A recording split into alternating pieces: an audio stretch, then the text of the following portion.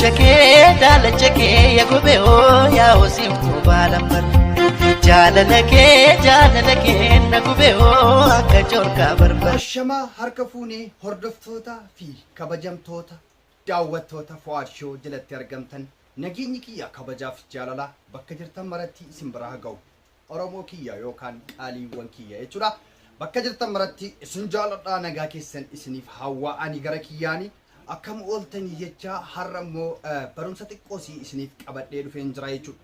Maaliif Fuad Show bashannana qofa osoo hin taane kanneen bashannansiisoo ta'anis isiniif qabatanii dhufu. Eeyyen yeroo waan bashannansiisoo kana jechuudha.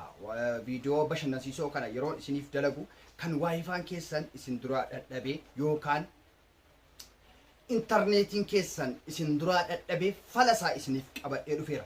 Eeyyen inni sadaffaan immoo ijoolleen Dubaay jirtan tokko Dubaay fi Suudii yookiin immoo gara biyyaatti jechuudha bilbiluudhaan bilbilli keessan yookaan messengerri keessan dalaguu dide jechuudha falasaa isiniif qabadhee dhufeen jira jechuudha kana booddee messengera keessaniin biyya feetanitti dubbachuu hin dandeessu maaliif haala gabaabaa ta'een aappii tokkittii qofa on off gochuudhaan jechuudha aappii tokkittii qofa isin barsiisa jechuudha kanaafu wantan har'a kana isin barsiisuu fi jaalleewwan kiyya jechuudha fakkeenyaaf YouTube keenya bashannanuma kana jechuudha daawwattootuma kiyyaaf affeerraa kooti jechuudha ani aappii akkanaallee waan akkana barumsa akkanaallee nama hin barsiisu dhugaa taana yaani asirratti hin barsiisu garuu nan beeka jechuudha sirriitti hin beeka aappiiwwan adda addaa haala ittiin networkii fayyadamanu nin beeka waan adda addaallee nan beeka sirriitti yoo rabbi gara fuulduraatti isin barsiisuu hin danda'a gaafiiwwan adda addaa barbaadanis kunooti WhatsAppiin keenya asirra jira asin nu gaafachuu dandeessu namni Facebookiin keessan isin didee waan adda addaa kan uumame rakkoo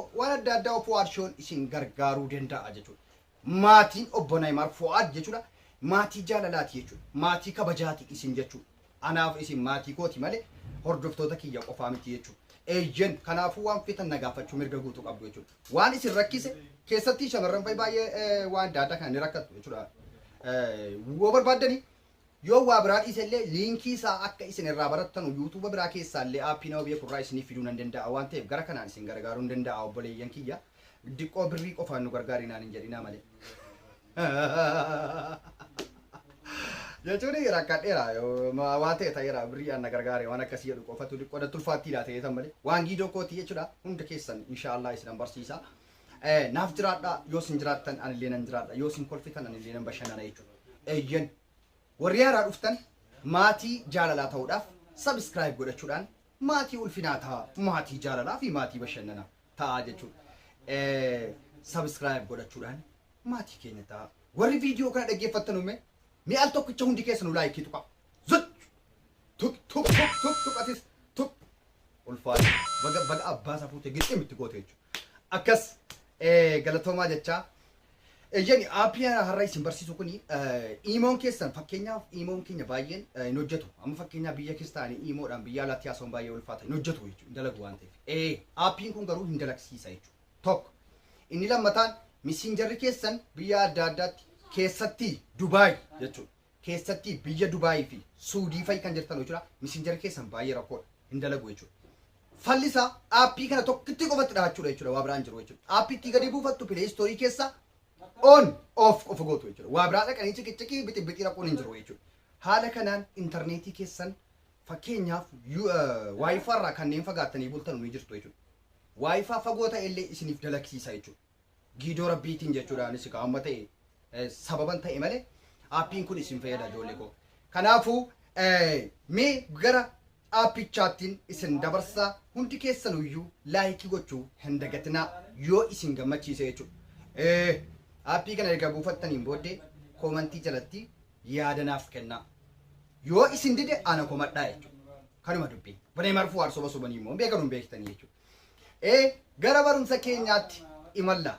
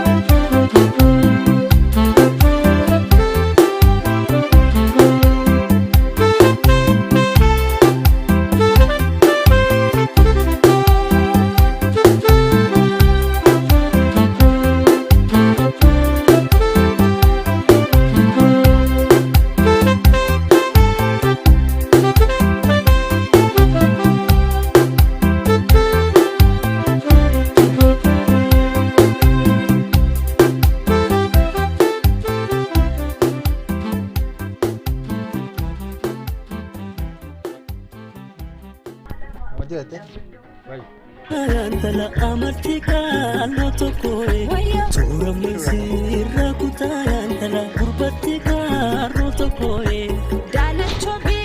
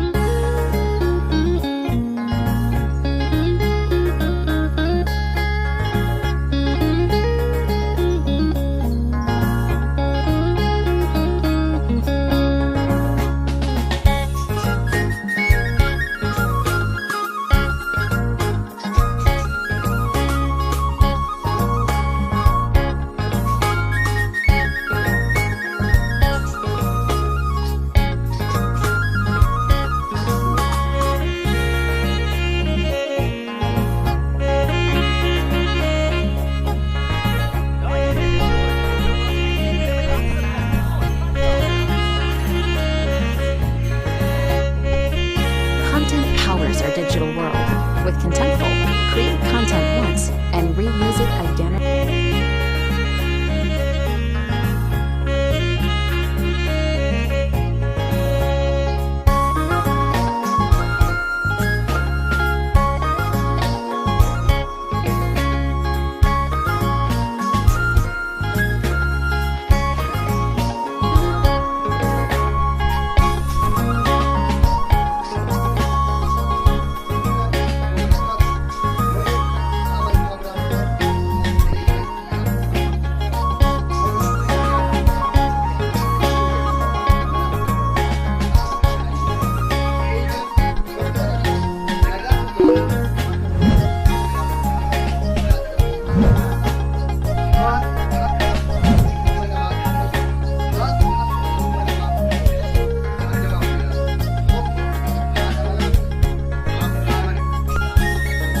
Eeyyeni hordoftoota kiyya aappicha haala kanaan itti godhattu jechuudha. Connect erga gootanii booddee waayifaan keessan dadhabaa ta'uu baatus connect hin godha jechuudha. Tokko tokko intarneetii yoo qabaate malee connect namaan godhu jechuudha. Yaan fakkeenyaaf amma waayifaan dadhabaan kan dalaguu hin dandeenye ishee appilikeeshinii akkanaa nama hidhuu hin danda'u yoo daataan hojjete malee. Inni kun hojjetee dhiisee numa hidha jechuudha. Kanaafu waan kanatti akka fayyadamtanu abdii guddaan qaba. Eeyyen kana qofa osoo hin taane waa baay'ee isin fayyada. Aappiin kun jechuudha. Fakkeenyaaf viidiyoo waraabaa jiru kana qulqulluu isaa kan ta'e, kwaalitii isaa kan ta'e ilaaluu yoo barbaaddani waan kana itti irratti connect godhadhaa awwala.